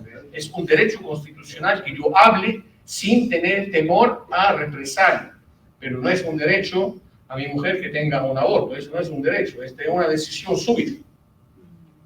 No, nada que ver el gobierno. No tiene que, no pertenece al gobierno. Tenía una pregunta. No tiene nada que buscar el gobierno. ¿Cuál es la real fuerza que está detrás de todas estas cuestiones que se están planteando aquí? Porque ¿quién puede comprar a tantos agentes del FBI? ¿Qué fuerza puede ser eso? ¿A qué estamos apuntando?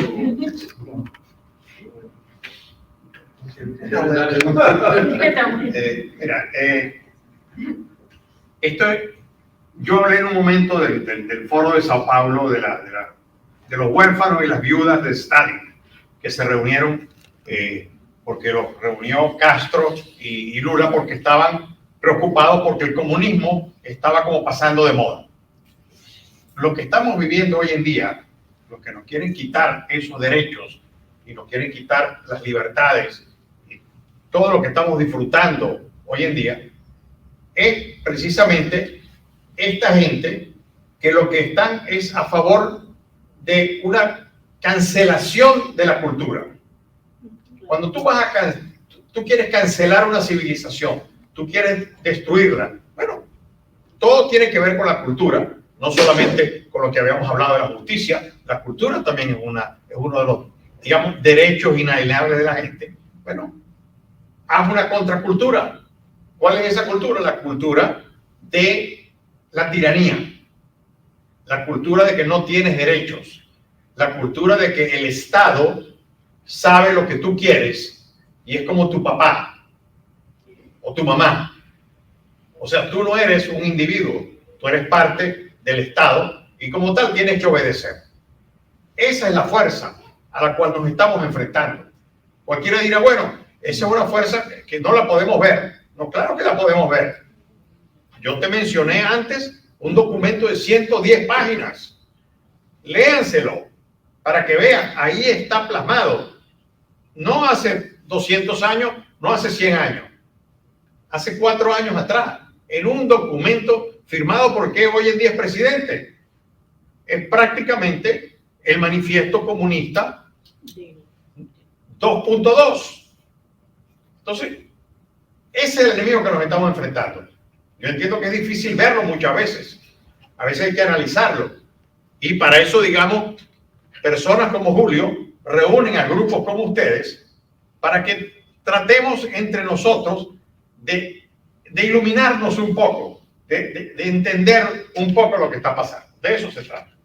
Mira, la pregunta es interesante. Te voy a decir, tú dices, ¿de dónde sale? ¿De dónde puede salir? ¿Por qué apoyan, por ejemplo, por qué el FBI puede tener ese poder?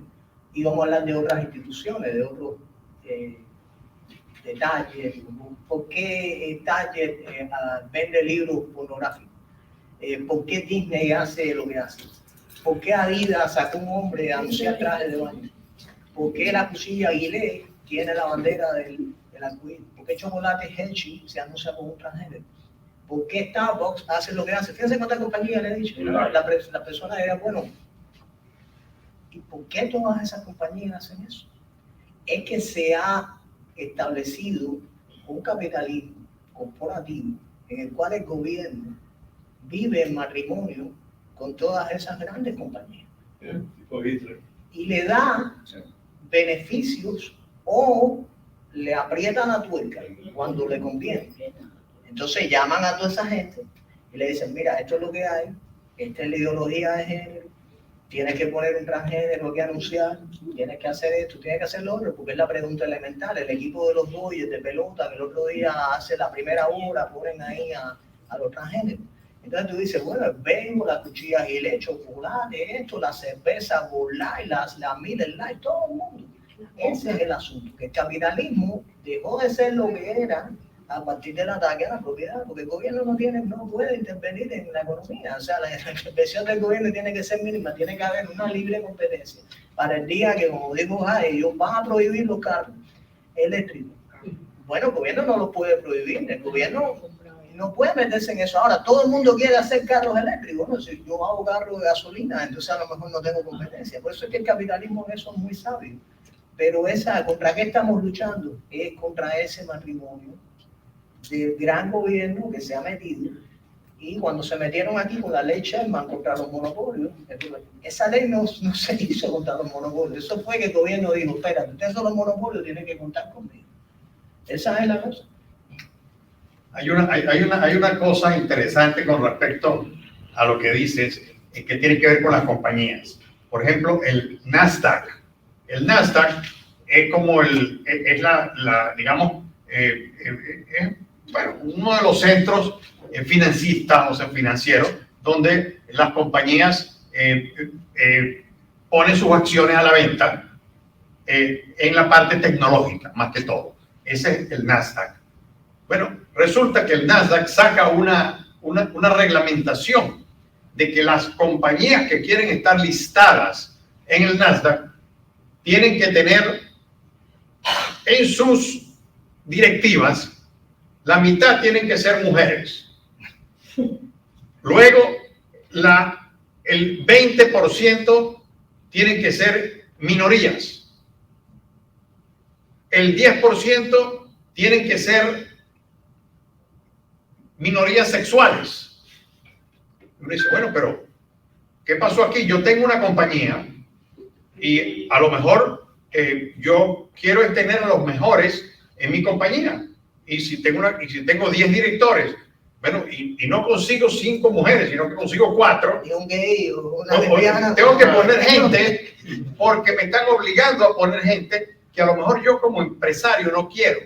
Entonces ahí sí me están yendo contra los derechos de la libre empresa. Eso también lo están haciendo.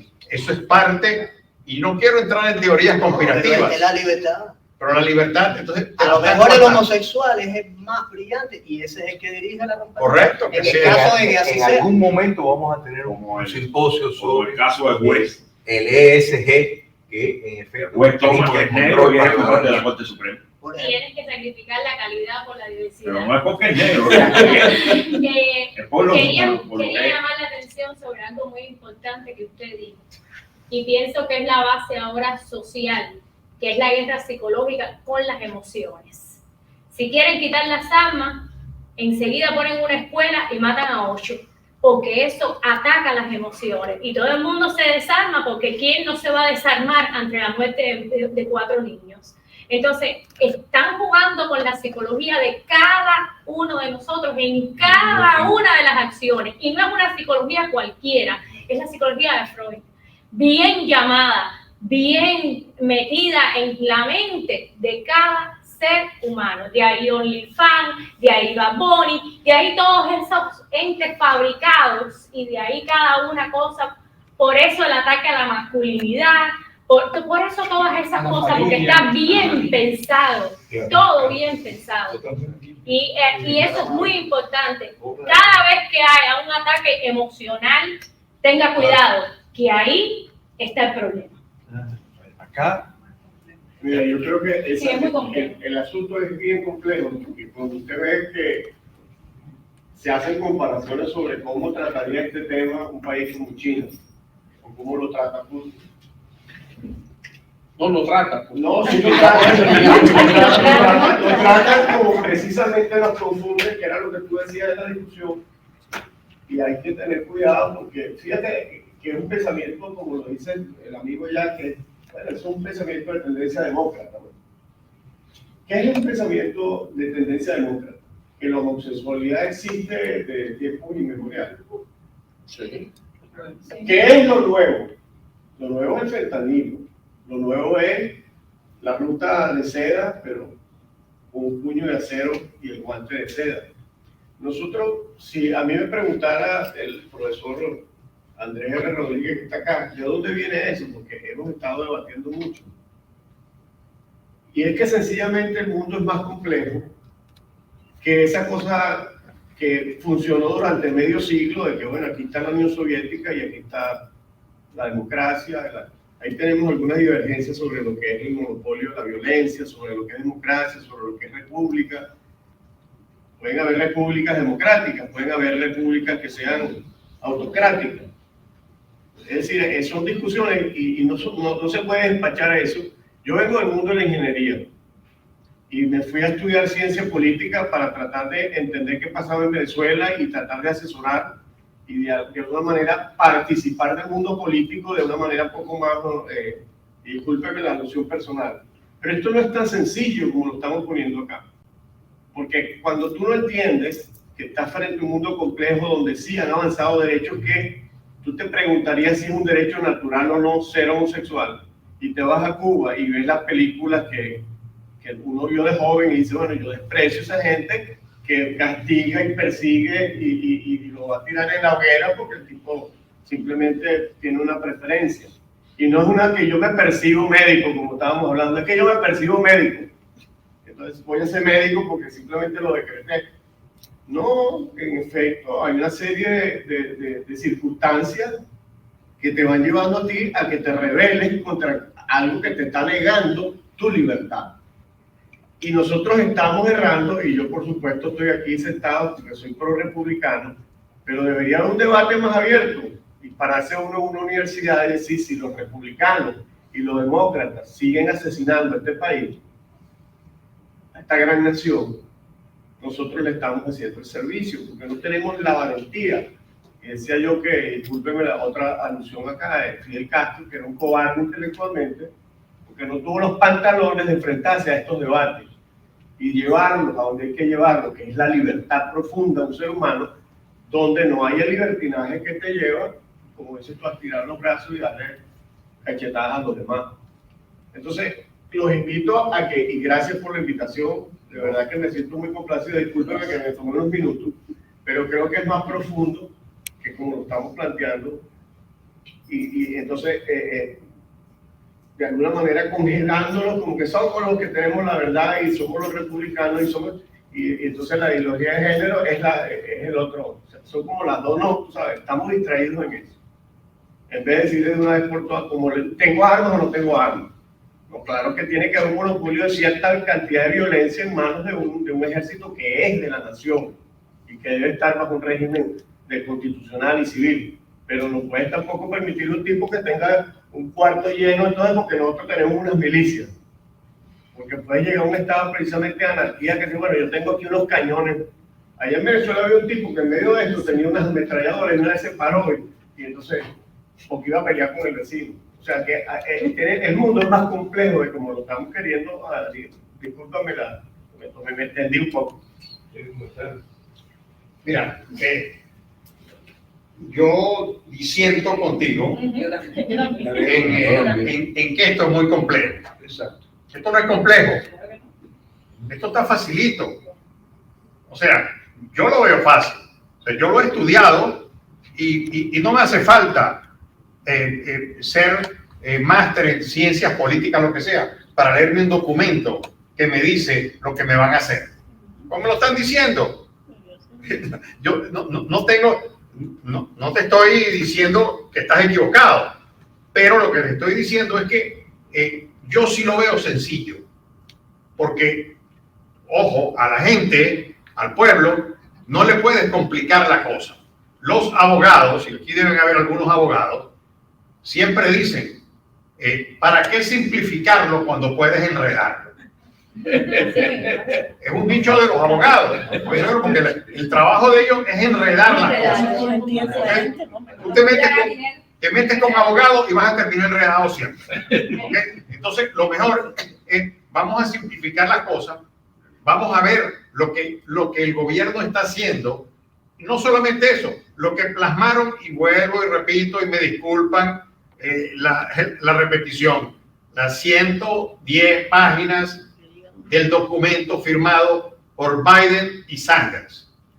Ese es el manifiesto comunista americano. Y el nombre del documento. Claro, que está siendo aplicado hoy en día, lo están aplicando. Está en blanco y negro. ¿Cómo se llama el documento? El documento tiene un nombre específico y se llama Biden-Sanders Unity Task Force Recommendations. Unity Task Force Recommendations. Tal cual. Son recomendaciones.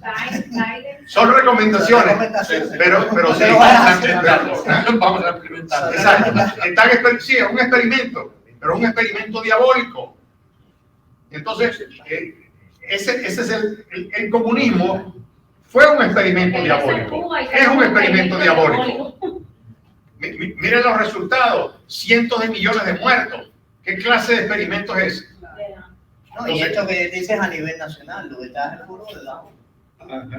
Los 8 puntos del foro de Davos, el Foro Económico Mundial, el Klaus Schwab, eso está ahí. La Agenda 2030 es lo que va a ser. Eso yo quería decir. A ver, Emilio. Es la única Emilio. Es que no me aceptaron.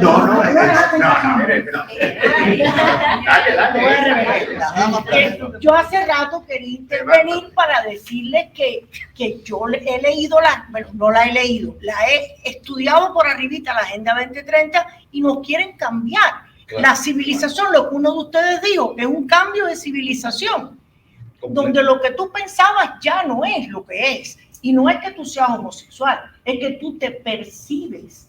Es decir, no es biológico, ya no es biológico, es muy peligroso.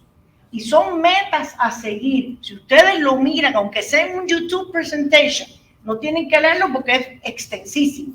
Pero si tú miras son de verdad punto por punto cosas que hay que cambiar. Y poquito a poco te lo van metiendo y te van cambiando el lenguaje. Y el lenguaje es la manera en que tú piensas. Y si te cambian la palabra, te cambian el pensamiento. Y cuando vienes a ver, te cancelan y te dicen que estás atrasada y que eres incorrecta. Y eso lo tenemos arriba, pero no lo estudiamos.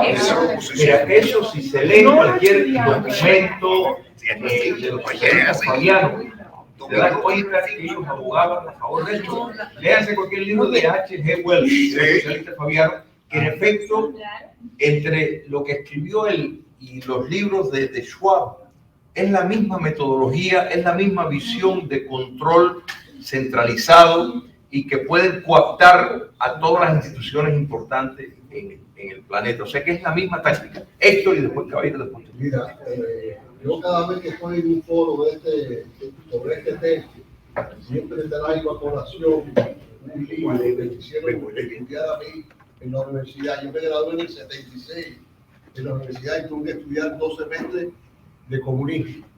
Un semestre de materialismo dialéctico y un semestre de materialismo histórico. El manifiesto comunista no es el libro de cabecera de lo que está pasando aquí en los Estados Unidos. El libro de cabecera es El Estado y la Revolución de Vladimir Ilich Lenin. El manifiesto comunista fracasó. Ningún país va a aplicar lo que dice el manifiesto comunista, pero sí van a llegar al poder por lo que dice Lenin en El Estado y la Revolución, aprovechando o creando lo que él llamaba la situación revolucionaria. Y las situaciones revolucionarias que estamos viviendo en los días de hoy es George Floyd, una situación revolucionaria. Claro.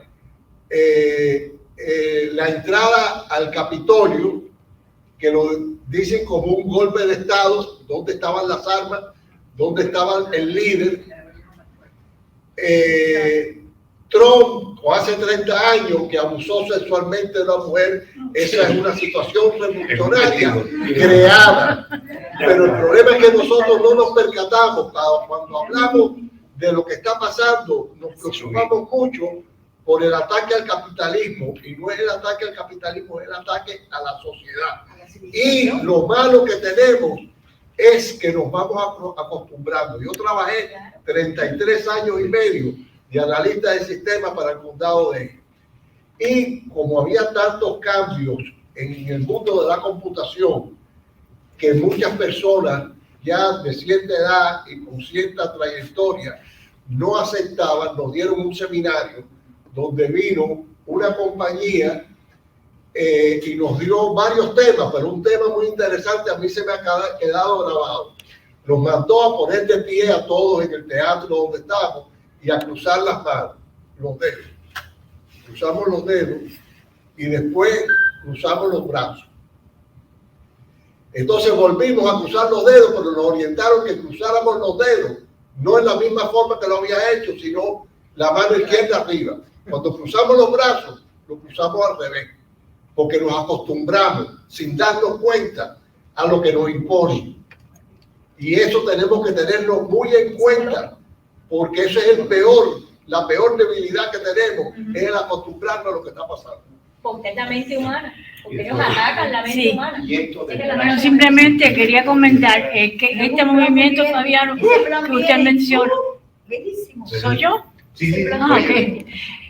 Desgraciadamente, más que nada nos pasa a todos los pueblos por la inercia de nosotros mismos. ¿Cuántas personas vemos aquí esta noche? Un poquitico más de una veintena. Las personas no se enteran, no se preocupan, no se documentan.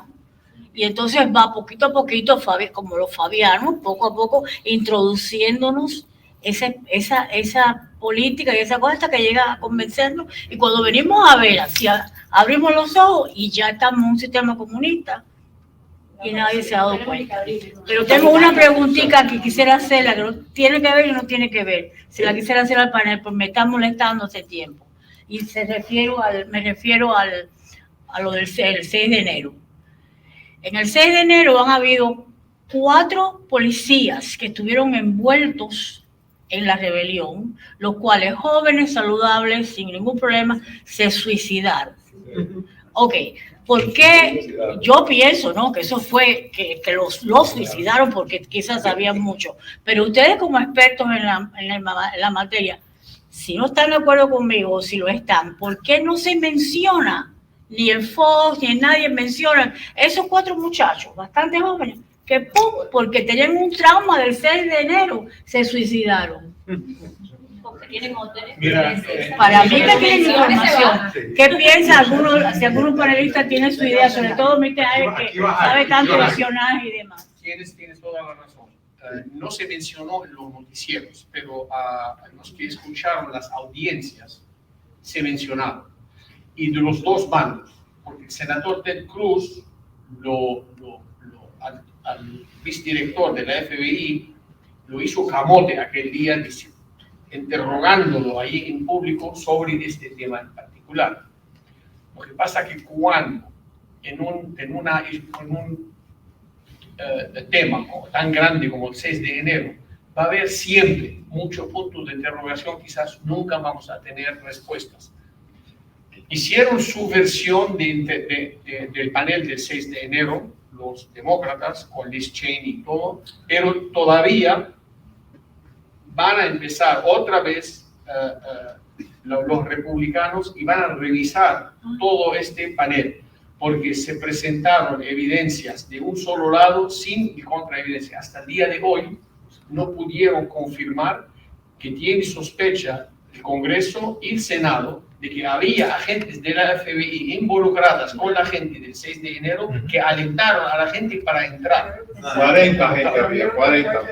Entonces, 40 esto todavía, es que el tema del 6 de enero fue grande, no en el sentido de que iban a hacer un golpe de Estado, porque 50 o 150 manifestantes en Estados Unidos no pueden derrocar al gobierno, aunque tengan todas las armas del mundo, aunque no han comprobado que ninguno tenía una cuchilla. Pero, de todos modos, esto no ha terminado. Todavía va a haber investigación. Hubo la del lado demócrata, va a haber del lado republicano y algunas de las verdades vamos a saber. Pero el tema suyo de los 4 sí está en la mesa y se pregunta. Ya hay 41.000 pies de filmación que se va a hacer público. No, yo antes de hacerles la pregunta que sí tiene que ver con el FBI, quería decir que qué clase de prensa nosotros tenemos aquí que cataloga lo del 6 de enero una insurrección, cuando en una insurrección yo nunca he visto que mueran nada más la parte de los insurrectos. Eso es para empezar. Que mataron a 4 personas, aparte de policía, mataron a 4 personas. A Ashley Babbitt, mataron a Rosenberg, mataron a otro señor, porque a Ope, no fue de que ellos estaban haciendo nada, la policía. Pero bueno, yo lo que quería, ahora vamos a entrar en el FBI. Yo le quisiera preguntarle a usted, ¿qué tipo de capacidad o de poder tiene el FBI? No este FBI corrupto que hace ya, no es de Obama, desde hace rato ya viene corrupto este FBI. Constitucionalmente, que constitucionalmente no debería existir sobre nosotros los ciudadanos aquí en la cosa que es estatal. Y la segunda es que si esto del FBI corrupto, que lo están corrompiendo desde los agentes, porque aquí estamos diciendo que los agentes de Field Agent, ellos son los que te van a arrestar a tu casa. Es igual que en Cuba, que venía el vecino que te chivateaba y venía el policía y te metía preso. No era el general de ejército, el degenerado de Castro. Eran las mismas gente. Y ellos son los que están yendo a buscar a los maestros, a los cristianos y bien armados. Ahora lo que quiero decir es qué poder tienen ellos. La segunda, si esto no será, como estaba hablando el señor, una táctica para estas instituciones, corromperlas para que uno no tenga confianza en ellas y ellos poder consolidar ya el poder totalmente. Es lo que quiero que ustedes me expliquen. Para mí los 3 pilares de la sociedad son Dios, patria y familia. A Dios están indoctrinando a los niños y a los que no creen en Dios. A la patria están poniendo las dudas en todo el liderazgo de la patria, que sea la FBI, la CIA, la National Security, todo el mundo ya tiene un punto de interrogación. Pero aquí tenemos que distinguir entre los oficiales que están en el terreno, que reciben órdenes, van a arrestar a Julio, pero no saben el por qué. Nada más, hay una persona, vaya, llévalo, tráelo para acá. Eso es lo que hace, recibe una orden. Pero el liderazgo es el que tiene que reformar y cambiar. Y por último, la familia. La familia, ¿cómo destruir? La familia católica o la cristiana en general, la familia judía, la familia hasta musulmana y la familia. ¿Cómo estos son las barreras para que una sociedad florezca? Porque en una familia hay padre, hay madre, hay hijos, crecen, hay nietos y bisnietos, y es una cadena. Pero ¿cómo vamos a atacar a esa familia? No, el varón quiere ser mujer, la mujer quiere ser varón, no van a producir más, no sé qué, desmantelan la familia. ¿Y qué hacen para poder pasar esta ideología? Atacan a las religiones, porque las religiones son las instituciones de la familia. Y aquí viene el ataque a la familia, a las escuelas, a los niños y no sé qué. Entonces, como la FBI es parte de lo que llamamos nosotros la patria, que van a hacer dudar en ello, es lo mismo hacen para todo el país. Hay una propaganda de que Estados Unidos es un monstruo, que los americanos no quieren a su país porque hizo esto en la Segunda Guerra Mundial, hizo el otro en Irak, hizo el otro. Nadie pregunta el por qué. Ya no nadie habla del 9/11. No hablan de Afganistán y de Irak, pero nadie habla del 9/11. Entonces, aquí el enfoque, como lo dijo la señora, es enfocar en los disturbios mentales y eso, para que no enfoque la gente en lo principal. La nueva primer ministro de Italia, el primer discurso que hizo a base de patria, de Dios, patria y familia, todo el mundo la asaltó, que una racista. ¿Qué racista? ¿Qué racista? Si yo creo en Dios y quiero a mi patria y después quiero una familia, soy racista. ¿Qué? Entonces aquí vienen los ataques y estos son los pilares de toda una sociedad. Al hacer este ataque, al desmantelarlos, después viene el leninismo, stalinismo, castronismo, todo es igual. Lo que quieran poner. Ahí está el terreno abierto para todos. Y eso fue identificado, o sea, desde muy temprano, los objetivos. O sea, yo lo he dicho numerosas veces, George Lukács en 1919 en Hungría fue el ministro de Cultura en los 6 meses que duró la República Socialista de Hungría y tenían clases de sexo en la primaria, o sea, para los niños, porque entienden que si logran, y eso después Freud tuvo esa influencia por el tema de soltar la represión sexual. Marcuse te hablaba, haz el amor y no trabajes, o sea, porque era una rebelión contra la autoridad, contra los padres, contra la familia. Es que el héroe de la juventud ahora es un influencer o una muchacha que gana dinero en un OnlyFans. Todo Enseñando esto el cuerpo, tiene su plan, su proyecto, claro, y hay que combatirlo, pero por lo menos tenemos identificado Dios, la nación, la patria, son los factores que repelan y eso. Que te digan lo que te digan, porque todos dicen lo mismo, que si eres fascista, xenofóbico, es como que todos se leen el mismo guión. Antisemita. Este libro es un Y habla de bestseller. ellos, antisemita. Claro, Extremista de derecha. Sí, extremista de derecha. No, la otra pregunta era que el poder que tiene el FBI sobre nosotros. Después del FBI te iba a decir, se acaba así porque el gobierno, el Congreso es el que le da dinero Claro. y financia al FBI. Si el Congreso en un momento dado toma la posición que tiene que presentar y tomar, bueno, ustedes están haciendo esto y esto, yo sencillamente te quito el dinero o te doy dinero para investigar lo que tú estás haciendo. Pero mientras el gobierno esté en ese matrimonio con el FBI y con esas instituciones, es lo que pasa.